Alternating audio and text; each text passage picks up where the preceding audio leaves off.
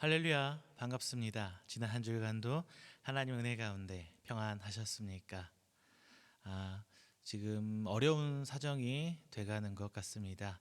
지금 코로나 대유행 해가지고요, 4차 그러면서 엄청 시끄러워지고 있습니다.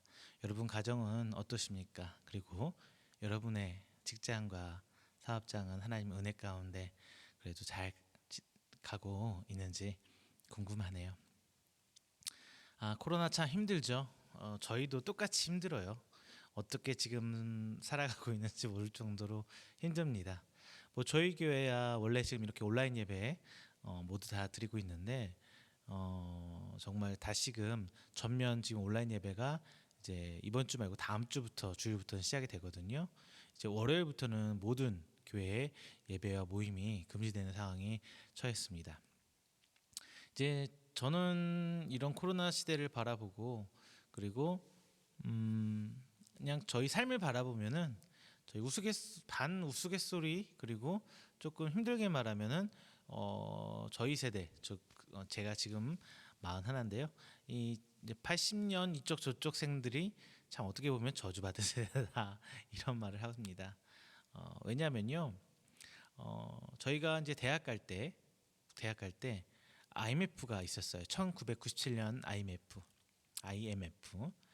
그러니까 어떻게 돼요? 막 전국 대학 서열이 바뀌었어요. 그래가지고 정말 똑똑하고 공부 잘하는 친구도 지방 국립대로 모였었고, 그런데 이제 그리고 열심히 공부를 했어요. 대학에서 열심히 생활하고 열심히 공부했는데 이제 대학 졸업할 때쯤 되니까 뭐가 오냐? 여러분 기억하실지 모르겠어요. 2007년 이제 미국발 서브프라임 모기지 경제 위기가 우리나라에도 영향을 미칩니다. 그때 우리나라 저축은행들, 은행들 도산하기도 하고 막 그랬었죠. 기억나시는가요? 이제 그러면서 그때가 어느 시점이냐면 저희 세대들이 이제 대학을 막 졸업하고 직장을 들어갈 때 이제 이러니까 저희 동기들 대학 다닐 때 저희 동기들 친구들 보면은 직장 구하는 게 일자리 구하는 게 정말 어려웠어요. 그리고 이제 저희들이 이제 40대가 들어왔어요. 저희 세대가 이제 80년 이쪽 저쪽 세대들이 이제 40대가 되면서 뭐를 하고 있냐? 가장으로서 한 가정을 책임지고 이끌어가고 있죠. 그리고 여자분도 마찬가지예요. 40세가 넘어가신 분들은 이제 한 가정의 중심축을 이루고 한참 사회생활을 해야 되고 해 나갈 때, 그리고 아이들도 양육하고 키워가야 할 때에 어때요? 지금 요즘에 IMF가 왔습니다. IMF죠. 코로나가 왔습니다. 이러다 보니까 저희들 정말 힘든 건 사실이에요. 제 어머니한테 또 똑같이 이런 말로 한번 어린 양 아닌 투정을 좀 부린 적이 있습니다. 자, 이런 시기를 겪어가는 여러분들, 물론 저보다 연세가 많으신 분들은 이 모든 사건을 동일하게 겪었을 거예요. 그런데 이렇게 힘들 때 하나님 왜 내가 이렇게 힘들어야 합니까? 라는 질문을 여러분 혹시 해보셨나요? 다들 한 번씩은 하나님 앞에 이런 질문 해보셨을 겁니다. 그런데 오늘 본문 말씀을 볼 때요, 지금 2020여 년을 살아가는 우리들도 하나님 앞에 그런 질문을 하고 있지만 이 로마서가 쓰여 있을 때 이 시점에서도 이런 똑같은 질문들이 로마 교회 성도들이 하나님 앞에 했던 것 같아요. 왜냐하면은 역사적인 기록들을 살펴보면요, 기독교가 정말 편하게 교회를 예배를 드리고 믿어왔던 시절은 많지 않아요. 물론 중세 역사 국교화돼서 있었지만 그때 나름의 또 종교적 부패 때문에 정상적인 예배가 또 힘들었던 시절이 또 있거든요. 근데 당시 로마 교회의 상황을 보면요, 이랬어요. 예수 믿고 구원받는 거 좋아요. 정말 어려운 환경 속에서 많은 사람들이 그때 핍박받으면서도 예수님을 믿었거든요. 그런데 예수 믿고 있으니까 이제 외부로부터 핍박이 옵니다. 핍박이 와요. 왜 예수를 믿느냐? 하나님, 예수는 왕이냐? 특히나 로마 시민들은 더욱 그렇죠. 로마 황제는 신과 동격으로 여기거든요. 로마는. 그런데 이 로마 사람들이 예수는 왕하고 시작을 하니까 예수는 주인이고 왕이고 하나님의 유일한 여호와시고 이렇게 말을 하니까 로마에서 탄압을 받습니다. 그런데 그들은 어떻게 살아가냐? 그 탄압에 정부나 사회에 적극적으로 저항하고 어떻게 대항하기보다 그냥 인내하면서 살아가요. 이 당시의 사도들과 성경의 가르침은 그렇게 가르치고 있었거든요. 적극적인 저항 아니에요. 사도들의 가르침 따라가다 보니까 더욱더 그랬을 거로 생각합니다. 그런데 이런 외부적 핍박뿐만 아니라 내부적 고난도 있었어요. 그건 또 무엇이냐? 이제 당시에 교회 안에 있었던 정말 심각한 요인이 헬라파 기독교인, 이방인 기독교인요. 그리고 유대파 기독교인들, 유대인들이 개종해서 기독교인이 된 사람들, 이 두 전혀 다른 배경을 가진 사람들이 한 교회를 이루나가니까 그 가운데서 또 문제가 일어나요. 왜? 유대인들은 정통성, 자기네들이 하나님의 성도고 자녀고 백성이라는 정말 그 강한 의식이 있었어요. 더군다나 그들은 율법을 지키고 평생 살아왔죠. 그러니까 공로의식도 하나님 앞에 공로의식도 분명히 있었단 말입니다. 그런데 헬라인들은 어때요? 자기네들 그 많은 것들을 포기하고 사회적 기득권도 포기하고 그 복음을 따라 살고 있었는데 교회 안에서 보면은 또 유대인들이 내부적으로 핍박을 고난을 줬고 힘들게 하고 있었단 말이에요. 자, 여러분들 같았으면 어떻겠어요? 여러분 같으면 이 상황에서 어떻게 살고 계실 겁니까? 이렇게 내외 바뀌든 아니든 모든 상황이 힘들고 어려울 수밖에 없었던 로마 교회를 향해서 바울은 앞서 1장부터 8장까지의 말씀에서 이제 구원을 이스라엘 백성과 연관시켜서 오늘 본장에서 이야기하고 있습니다. 자, 성경을 여러분 아셔야 될 게 이거예요. 성경은요, 믿지 않는 사람들한테 쓰여진 글이 아닙니다. 성경은요, 철저히 믿는 사람들한테 주어진 하나님의 말씀이 바로 이 성경입니다. 그리고 오늘 본문 말씀을 볼 때 선한 것, 악한 것 이분법적으로 나눠서 선한 것은 다 우리 거, 나쁜 것은 다 악한 것들로 보지 마시고 오히려 더 악한 것들을 우리 내부에 교훈 삼아서 하나님 앞에 더 나아가시기를 부탁드립니다. 그랬을 때 오늘 본문 말씀을 통해서 이 어려운 상황을 이겨나가는 그 로마 교회의 성도들 그리고 이스라엘의 그 수많은 백성들이 그 어려움을 이겨낸 지혜를 우리 함께 엿보고요. 오늘 말씀을 통해서 하나님께 우리가 어떻게 하면 더 영광 드릴 수 있을지를 한번 찾아보도록 하겠습니다. 먼저 첫 번째, 저희가 그 하나님 앞에 나아가기 위해서는 온전한 복음 앞에 서기 위해서는 첫 번째로 교인의 옷을 버려라. 저는 이렇게 말씀드리고 싶습니다. 자, 이스라엘 백성 한번 생각해 볼게요. 이스라엘 백성 어떤가요? 우리가 생각하는 이스라엘 백성은 하나님 앞에 선택받은 민족이고 정말 우수한 민족이고 국가를 차지한 지 국가의 형태를 가진 지 얼마 안 됐지만 전 세계적으로 그 영향을 끼치고 있는 정말 강한 나라 중에 하나. 우리는 이렇게 생각하고 있습니다. 하지만 하나님 앞에 이스라엘 백성이 과연 그럴까? 우리는 이 부분 한번 짚고 넘어가야 돼요. 성경은 말하기를 육체적인 이스라엘 백성, 하나님 자녀의 이 모습은 하나님께서 버리셨다. 어려운 말로 육적 이스라엘 백성의 핏줄을 유기하셨다. 이렇게 얘기합니다. 분명히 이스라엘은 하나님 앞에 선택받은 백성 맞습니다. 그럼에도 불구하고 이스라엘은 하나님께 버림받은 백성이 되어버렸어요. 왜일까요? 정말 이걸 정말 잘 알아야 돼요. 그래야 우리도 하나님 앞에 버림받지 않죠. 지금 내가 열심히 짧게는 몇 년, 길게는 몇십 년 동안 하나님 앞에 신앙생활하고 매주 예배드리고 작정기도하고 헌금하고 교회 앞에 헌신하고 살아가고 있는데 하나님 앞에 버림받았다면 안 되죠. 왜 그런지 우리 살펴봐야 될 거예요. 우리 그 이유가 로마서 10장 2절에서 3절에 사도 바울이 분명히 밝히고 있습니다. 왜 하나님께서 이스라엘을 버리셨는지 10장 2절 3절 제가 읽어드립니다. 내가 증언하노니 그들이 하나님께 열심히 있으나 올바른 지식을 따른 것이 아니니라. 하나님의 의를 모르고 자기 의를 세우려고 힘써 하나님의 의에 복종하지 아니하였느니라. 사도 바울은 이렇게 밝히고 있어요. 쉽게 말하면 이거예요. 자신의 공로를 드러내기 위해서 자신의 어떤 그동안 해왔던 신앙 행위들이 하나님 앞에 버림받았다 이 얘기예요. 무슨 말인지 모르시겠어요? 다시 한번 설명드립니다. 이스라엘 백성은 율법 앞에 굉장히 철저히 지키고 살아왔어요. 그렇죠. 죄를 지으면 제물을 들고 가서 각을 떠 하나님 앞에 희생제를 드리고 이러면서 죄의 사함을 받고 하나님의 그 복음, 하나님께 주신 그 말씀, 언약을 지키고 그들은 정말 노력해서 살아왔습니다.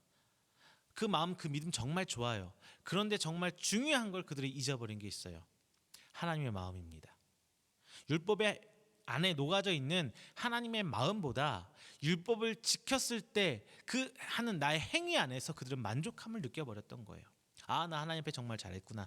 나 하나님 앞에 정말 모든 것 다 잘했구나. 사도 바울은 로마서를 통해서 굉장히 강조하고 있는 것이 있습니다. 무엇이냐? 내가 하나님 앞에 무엇을 했어? 하나님 나 정말 잘했죠? 라고 하나님 앞에 나아가는 사람들보다 하나님 나 정말 죄인이에요. 하나님 앞에 내놓을 것 하나 없습니다. 이렇게 고백하는 사람을 하나님께 더 좋아하신다라고 사도 바울은 계속 얘기하고 있어요. 왜? 하나님 보시기에는 정말 신앙생활 잘 해왔던 율법을 정말 다 잘 지켜왔던 사람들과 이 하나님 율법을 모른 채 평생을 살아왔던 이방인들 다를 바가 하나 없는 똑같은 죄인이에요. 50보 100보예요. 하나님 앞에서는. 그런데 율법을 지켜 하나님의 언약을 믿고 율법을 지켜 살아오면서 그들은 무엇을 추구하느냐? 그 하나님의 마음, 하나님 원하는 바를 추구했던 게 아니라 자신의 만족을 추구해 버린 거예요. 내가 하나님께 이렇게 율법을 지켰어. 나 이렇게 금식 몇 번 했어. 나 하루에 3번 나와서 이렇게 기도해. 나 11조 하나님께 한 번도 도둑질한 적 없이 다 했어. 이런 식으로 나아가니까 어떻게 해요? 그들은 교만하게 됩니다. 하나님 앞에 겸손히 나아가기보다 교만한 마음으로 그리고 스스로를 만족시키는 그 신앙의 행위를 중요하게 여겼다는 거예요. 그러면서 하나님의 의를 모르고 하나님 마음을 잊어버린 채 자기 의를 세우려고 힘써 하나님의 의에 복종하지 아니하였느라. 하나님께서 진짜 원하는 만 생각하지 않았다는 거예요. 하나님께서 진짜 원하는 바는 율법만 지켰지. 지금 우리의 신앙생활을 점검해야 합니다. 여러분들 하나님 앞에 예배 드리는 이유에 대해서 생각해 보셨나요? 2가지 다 생각해 봐야 돼요. 하나님께서 왜 우리한테 예배를 드리라고 해 하셨는지, 하나님께서 그럼 나는 왜 하나님께서 나와서 예배를 드리고 있는 건지, 하나님께서 왜 헌금을 하게 하셨는지, 왜 우리가 헌금을 해야 되는지, 이 양당 간에 모두 비교를 해야 되거든요. 먼저 하나님께서 예배 드리라는 이유는 딱 교회를 모여서 예배 드리라는 건 이거예요. 하나님의 모여서 성도들이 모여서 공동체 가운데 함께 신앙 고백을 나가서 하나님의 나라의 그 예표를 만들어라. 이 교회 안에서 하나님의 법이 다스리는 그 모습을 이 교회 안에서 만들어라. 하나님께서 그걸 말씀하시고 있는 거거든요. 그럼 우리는 이제 예배 왜 드려요? 그 하나님 말씀에 순종하기 위해서. 하나님의 백성된 내가 하나님의 법을 지키고 하나님의 법 가운데 살아가는 이 공동체 안에서 생활하는 나를 드리기 위해서 교회에 나오는 거예요. 예배 행위 자체에 특별한 건 없어요.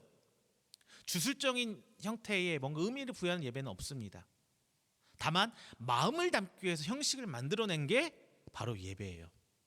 그런데 우리가 이 예배 형식 안에 모든 것을 취하려고 만족하려고 한다면 나 그래 오늘도 이번 한 주도 하나님 나와 함께 하실 거다. 왜? 예배 드렸으니까. 이런 식으로 한다면은 하나님의 의를 모르는 거예요. 하나님의 마음을 잊어버린 상황이에요. 헌금도 마찬가지입니다. 물론 이렇게 말하는 신학자도 분명히 있어요. 예수님이 십자가에 죽으심으로 말미암아 이제 구약의 율법은 다 완성되어서 의미가 없어졌다. 고로 11조라든가 이런 것들이 의미가 없다라고 말씀하시는 분 계십니다. 하지만 지금 현대 사회에 이르러서 여러분들이 직접 나가서 선교하고 전도하고 다 할 수 있어요, 없어요? 없죠. 그 상황 가운데 우리들이 하나님의 일을 사역할 수 있도록 최선의 일을 하는 신앙 고백 행위가 하나의 그 행위 중에 하나로서 헌금이 되는 거예요. 왜요? 성도는 똑같이 의무가 있어요. 전도도 해야 돼요. 그렇죠? 선교 활동도 해야 돼요. 그렇죠? 복음 전하기 위한 여러 가지 수단 그리고 우리 공동체를 보살피기 위한 굉장히 많은 일들이 진행돼요, 교회 안에서. 그런데 과연 우리가 직접적으로 그 모든 사역에 참여할 수 있느냐? 없어요. 그래서 헌금이 존재합니다. 11조가 예수 하나님 주신 이유가 그거거든요. 11조는 구약에서 누가 취해요? 제사장들. 하나님의 그 레위 지파가 11조를 취합니다. 왜? 하나 모두가 다 제사장이 될 수 없어요. 그래서 레위 지파 너네들은 특별히 성전을 가꾸고 관리하면서 너희는 딴 거 하지 마. 그리고 그 11조를 너희가 취해. 이거예요. 모든 성도가 다 성전을 관리하고 참여할 수 없기 때문에 마찬가지입니다. 헌금하고 안 하고의 중요성은 없어요. 다만 그 모든 것에 사역에 동참할 수 있는 하나의 신앙 고백의 행위인 겁니다. 여러 가지 방법 중에 하나가 바로 헌금이라는 거예요. 그런데 그나마도 하지 않고 아무것도 하지 않는다면 하나님 앞에 무엇을 성도된 자의 의무로서 무엇을 하고 있느냐 그거예요.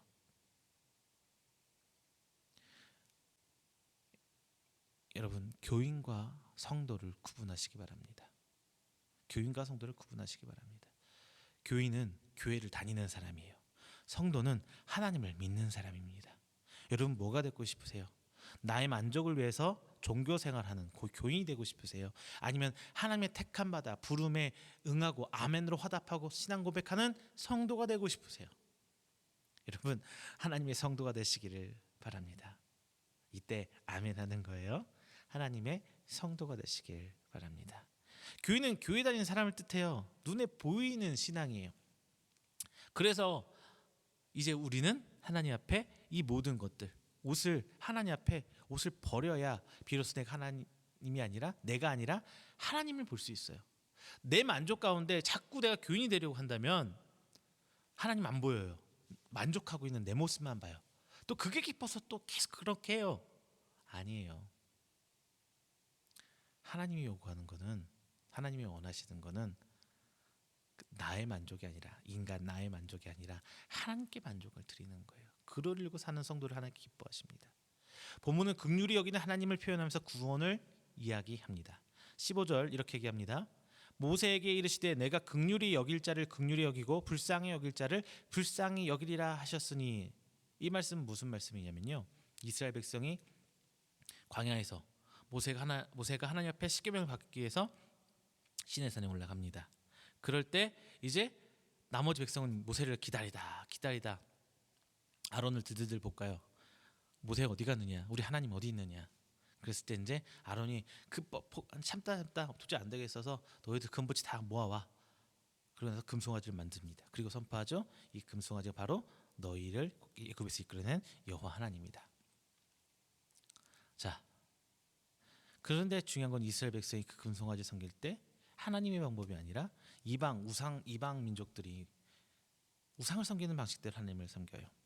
결국 이 사건을 통해서 대략 3천여 명이 이스라엘 백성이 죽습니다. 이 사건을 가운데 이제 모세가 이스라엘 백성을 구원해 달라고 하면서 하나님께서 주신 말씀이 본장의 말씀이에요. 긍휼히 여길 자, 누구는 죽고 누구는 죽지 않는다. 이거 하나님 마음이라는 거예요. 하나님이 긍휼히 여길 자를 긍휼히 여기신다. 우리는 거기에서 가타부타 할 수 있는 자격이 없어요. 모든 건 다 하나님 마음이에요.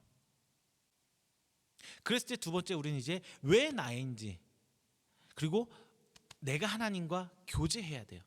그 가운데 나를 선택한 하나님 이유가 있을 거 아니에요? 그 이유를 알기 위해서 하나님과 교제해야 된다는 겁니다. 하나님의 선택은 구원받을 사람도 선택하시기도 하죠. 하지만 반면에 구원받지 않는 사람, 구원받지 못할 사람 선택하기는 해요. 하나님이 도구로서 사용해요. 다만 이 가운데 이제 하나님의 사람과 그렇지 못한 사람이 갈라지는 거예요. 구원받기 위해서 하나님께서 택한 사람, 그리고 하나님께서 구원하고 관계없이 그냥 사용하기 위해서 선택한 사람. 제가 앞서 말씀드린 것처럼 긍휼히 여길 사람이 나오죠.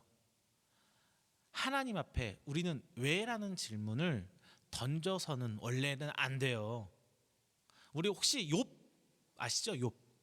욥이 그 인생을 살면서 정말 힘들게 살아가요. 아니 정말 부유하게 살아가요. 그렇죠? 그러다 사단과 하나님께서 이제 계약을 합니다. 사단이 하나님, 욥이 저 사람이 하나님이 너무 많이 주셔서 정말 잘해 주시니까 제가 하나님을 섬기는 거예요. 어려움에 처하면 하나님 섬기지 않을 겁니다. 그래서 하나님이 아니 그렇지 않다. 뭐 네 맘대로 한번 해봐. 이런 거예요. 근데 욥은 순식간에 모든 걸 다 했습니다. 순식간에 다 잃어요. 자식이고 재산도 다 잃어요.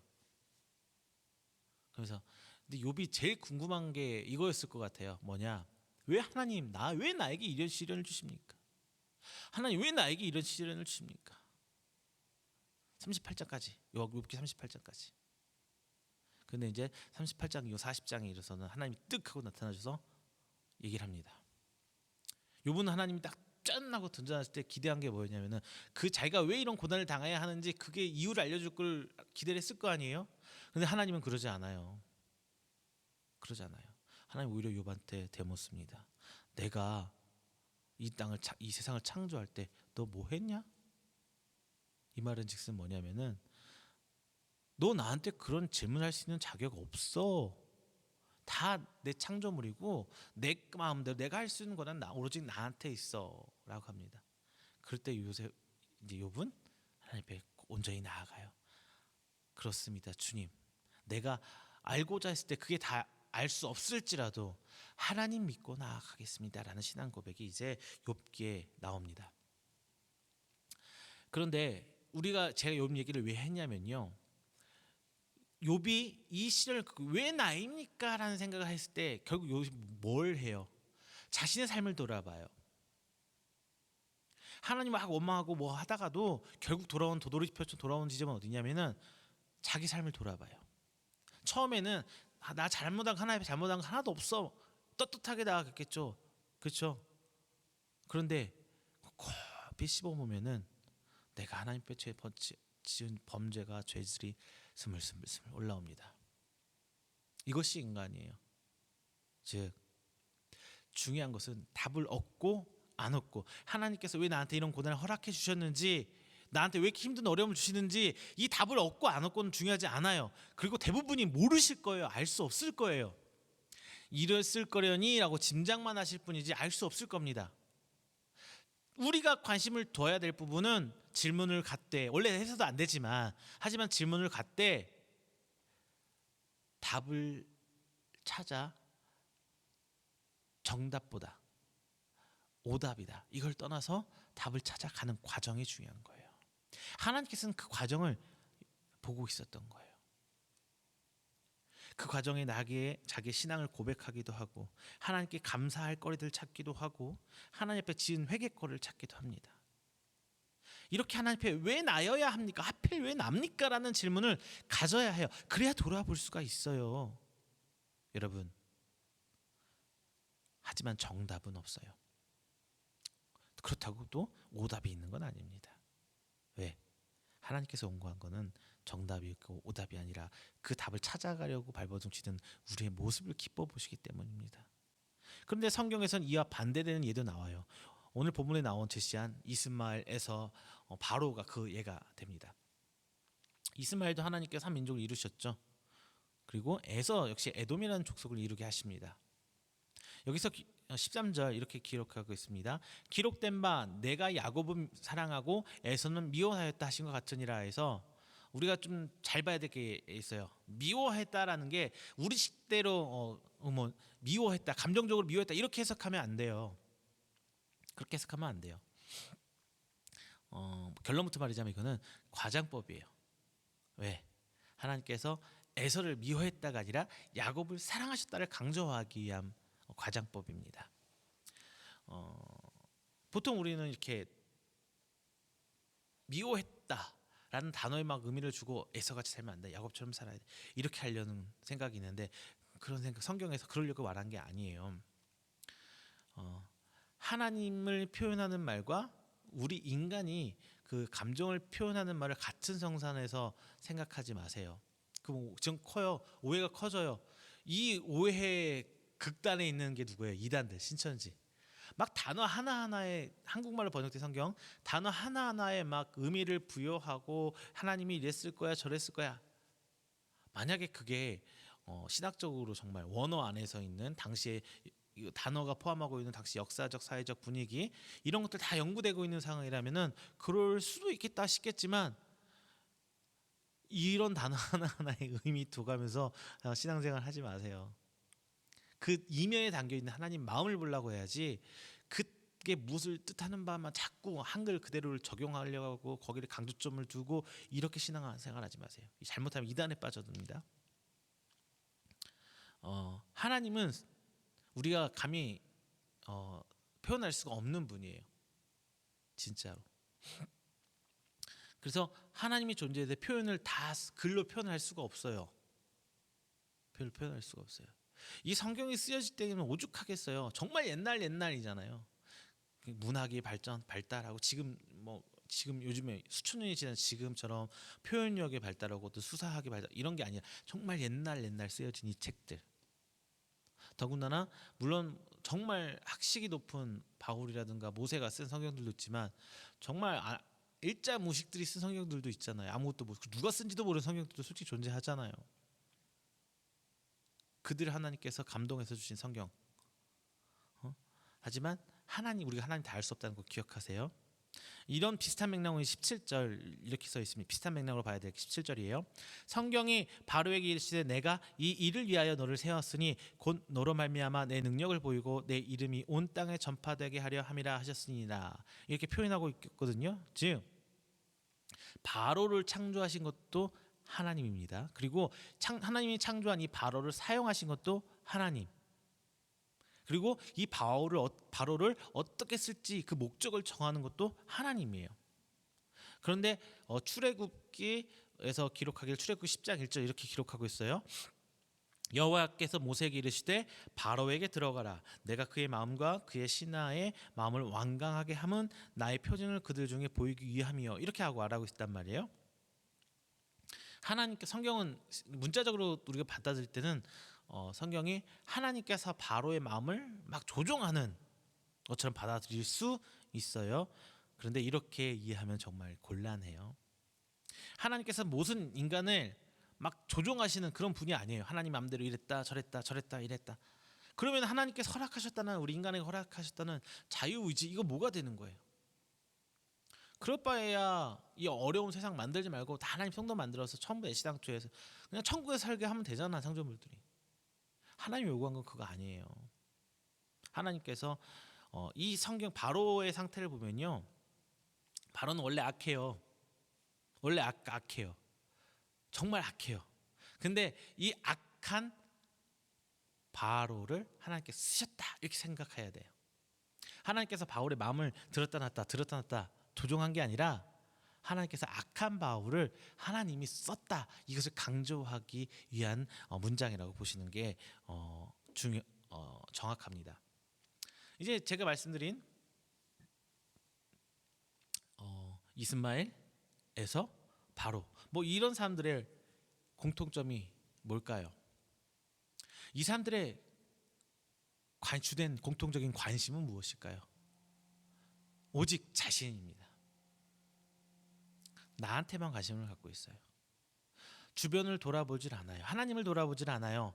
오직 자신에게만 관심이 있어요. 성경은 특별하게 이스마엘에 대해서 그 기록을 많이 하고 있지는 않지만 짤막하게 있죠. 야곱을 놀리는 장면, 야곱이 아니라 이삭을 놀리는 장면, 이렇게 짤막하게 나와 있지만 결국은 이스마엘은 그런 사람.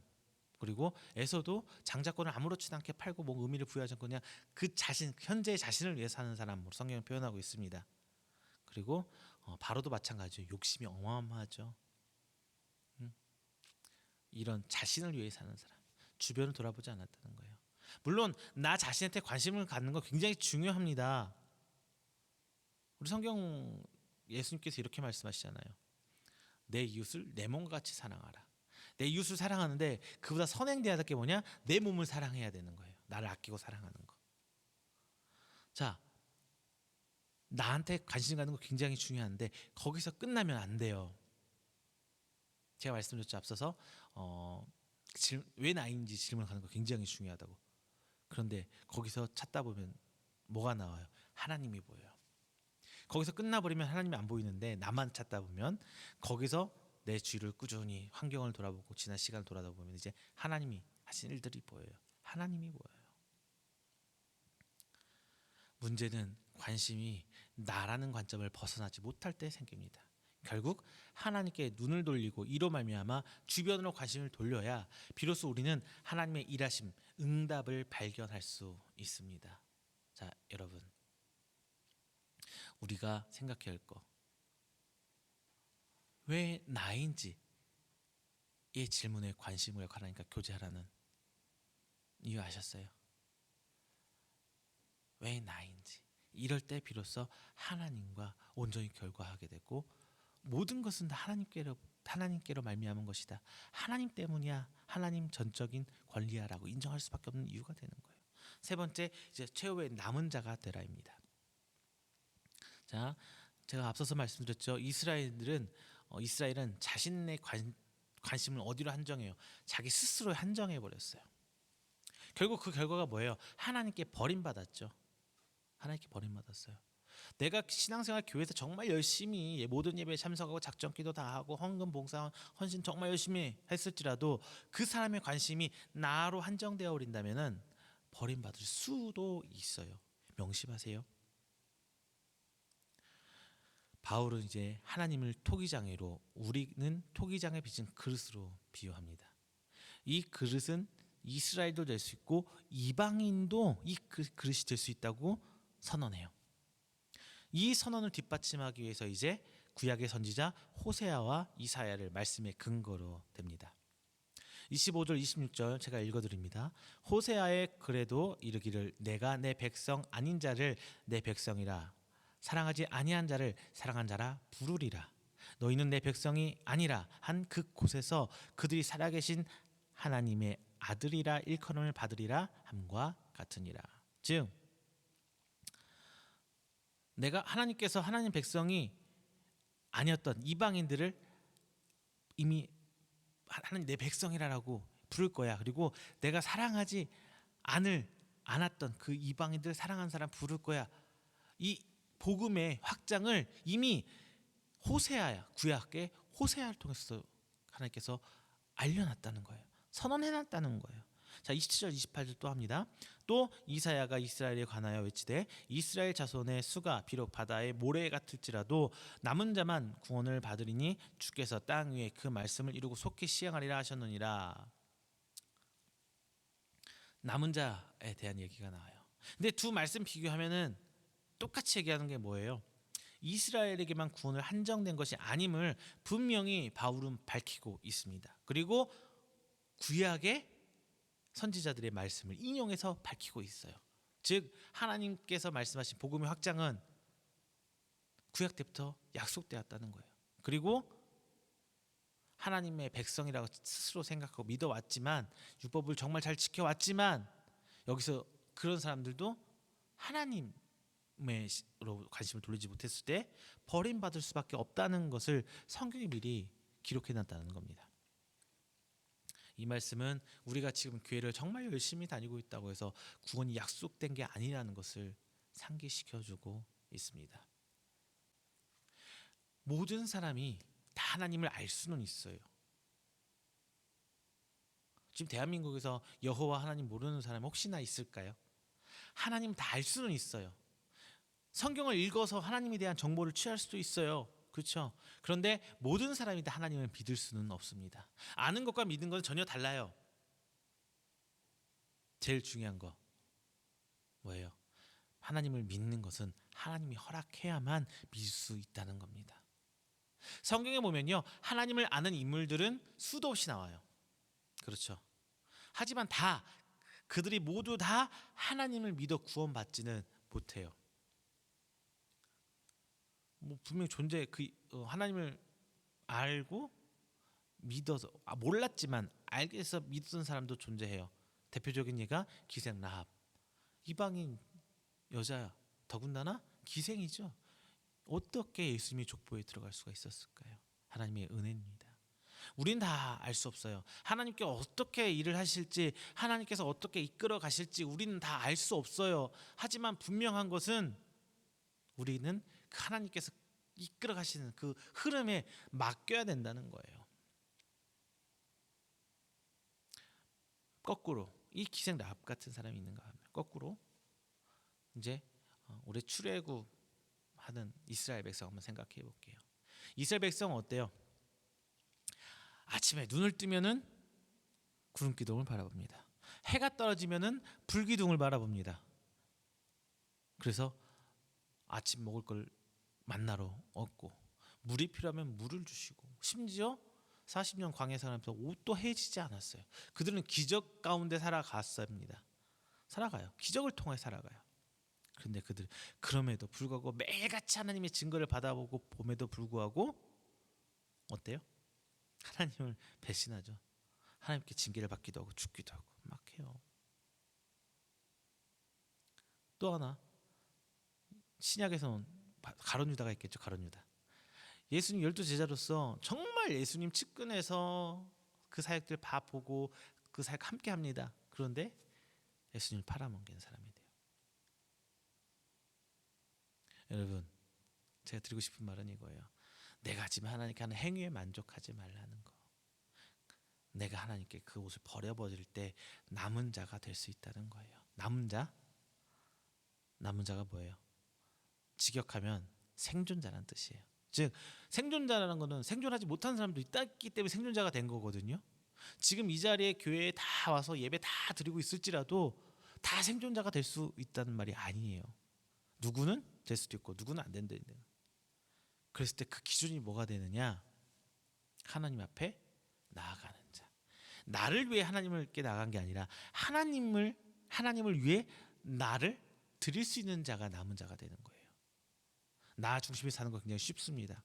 나를 위해서 하나님 믿는 거 목적의식이 분명하니까 굉장히 쉬워요. 하나님 복 주신다는데, 하나님께서 건강 지켜주신다는데 목적이 뭐예요? 나한테 있잖아요. 관심이 어디 있어요? 나한테 있잖아요. 하나님 그 수단도 전락시켜버리고, 어떤 역경에도 살아남는 그 생존자가 여러분 되시길 바랍니다. 말씀을 맺겠습니다. 지금 우리는 너무나 힘든 시기를 살아가고 있어요. 지금 코로나 시기를 겪고 있습니다. 경제학자들이 뉴스에서 말하기를 그래요. 지금 이 시기가 IMF 시기보다 훨씬 더 힘들다. 2007년 경제 위기 때보다 지금이 더 힘든 시기다. 뭐 이렇게 말합니다. 그런데 이 시기에, 어려운 시기에 관심을 나에게로 한정해 버린다면 하나님의 사역을 보지 못해요. 일단 중요한 거는 자기 스스로한테 관심을 가지세요. 분명히 가져야 됩니다. 하지만 나를 사랑하고 나의 관심 갖고 있지만 그것을 하나님께 돌려야 돼요. 하나님께 자꾸 물어보세요. 왜 나입니까? 제가 어려운 방법 안 알려드리는 게 아니잖아요. 뭐 40일 작정하세요. 일주일 금식, 뭐 열흘씩 금식하세요. 제가 이러면서 하나님 앞에 기도하라고 아니잖아요. 하나님 앞에 머릿속에 생각나는 대로 물어보세요. 정말 쉽게 다가가세요. 하나님 어렵게 주시는 분 아니에요. 하나님 왜 나예요? 왜 나예요? 내가 하나님 앞에 무슨 죽을 죄를 졌길래 왜 나예요? 그러면 이제 돌아봐야죠. 내가 하나님께 무슨 죄를 졌는지 하나씩 짚어보세요. 그러면은 성령님께서 지혜 주셔서 깨닫게 해주실 거예요. 정답을 깨닫는 거 아니에요. 정답을 깨닫게 해주시는 게 아니라 내가 하나님 앞에 받은 은혜들을 꼭 곱씹게 해주실 거예요. 내가 하나님께 지은 죄를 또 곱씹게 해줄 거예요. 하나님께 나를 숙일 수밖에 없게 성령님께서 만들어 주실 거예요. 그런데 이 질문 던지지 않는 사람들은 그런 관심조차 없기 때문에 하나님께서 일하시지 않습니다. 자꾸 물으세요. 이게 하나님과 교제의 첫 번째 단추가 될 거예요. 이 관계가 발전하면서 자연스럽게 이제 나 중심으로 살던 삶이 이제 하나님 중심으로 살아가게 됩니다. 하나님의 흔적, 하나님의 간섭하심, 이 하나님의 응답의 증거들을 찾으면서 이제 우리의 시선들은 자연스럽게 확장될 거예요. 왜? 하나님께서 나를 강하게 해주시기보다 내 주변 환경을 통해서 하나님께서 일을 하셨거든요. 하나님께서 나를 막 변화시켜서 IQ가 80인데 갑자기 IQ 110, 120을 만들어서 쓰시고 막 이렇게 내 사업이 이거밖에 안 되는데 하나님께 내 사업을 갑자기 번창하셔서 막, 물론 그런 분들이 있긴 해요. 아예 없다는 건 아니에요. 근데 정말 소수죠. 근데 그 소수가 내가 되길 바라면은 좀 욕심이 가지 않을까요? 그리고 내가 뭐 한다고 되는 거 아니에요. 그리고 중요한 거는 중요한 거는 내가 누구누구처럼 살았다고 해서 누구누구처럼 되는 게 아니에요. 자, 그거는 교만이에요. 정말 중요한 거는 하나님의 주권을 인정하는 거예요. 하나님 마음대로 한다는 이 주권을 인정하는 게 제일 중요해요. 이런 삶 속에서 이제 우리가 취하는 방법이 뭐냐? 하나님의 발자취를 쫓아 살게 돼요. 이전에는 내가 살아왔던 모습 속에서 하나님이 어떻게 일하셨는지 이렇게 찾아봐요. 뚫레뚫레 찾아봐요. 그런데 이제는 자연스럽게 하나님 이렇게 하시려니 그 발자취를 쫓아가게 됩니다. 이전엔 내가 앞서서 하나님 내 마음대로 살다가 그 뒤에 쳐다보면서 하나님의 뜻을 발견했다면 이제 앞서 일하시는 하나님을 보고 따라가는 거예요. 이게 믿음의 성장입니다. 그러면 이제 우리는 뭐 어떻게 된 거냐면 바로 교인의 옷을 벗어버리고 성도가 된 겁니다. 하나님의 백성이 된 겁니다. 하나님의 자녀가 된 겁니다. 다만 순간순간 어려움에 좌절하지 마시고 버티십시오. 그러면 우리는 생존자, 남은 자가 됩니다.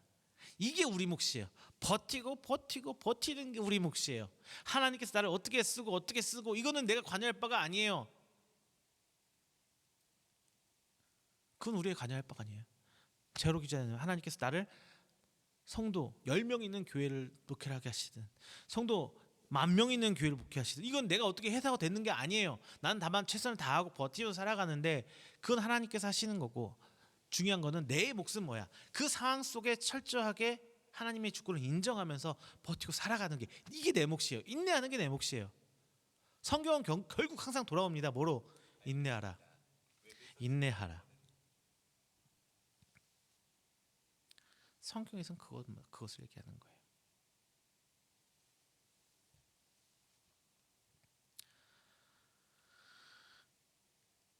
결과는 하나님 겁니다. 하나님이 책임지십니다.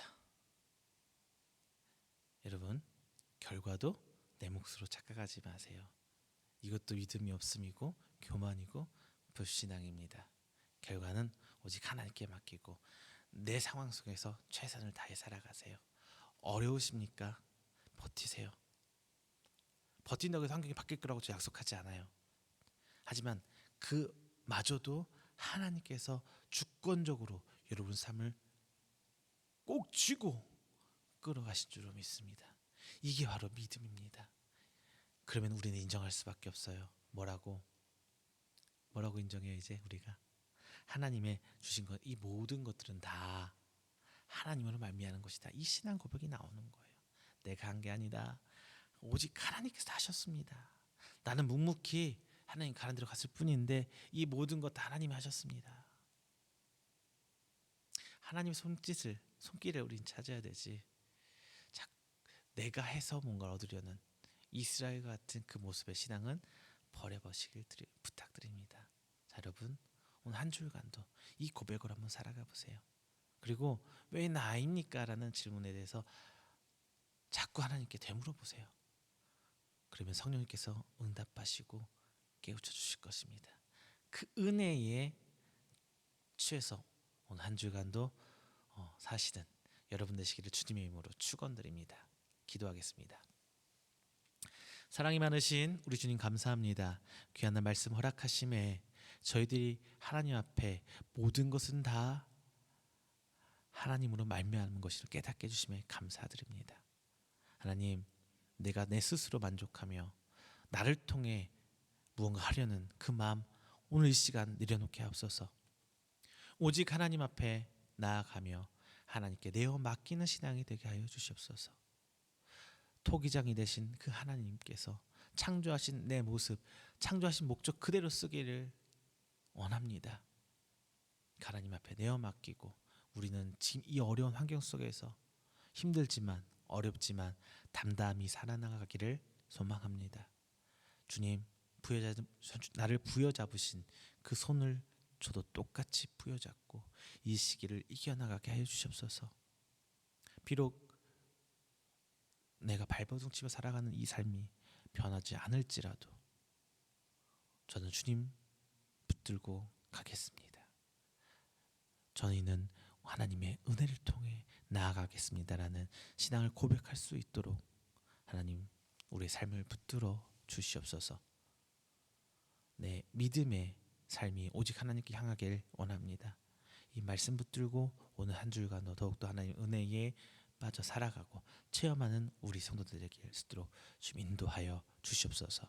이 모든 말씀 살아계신 우리 주 예수 그리스도의 이름으로 축복하며 기도드립니다. 아멘.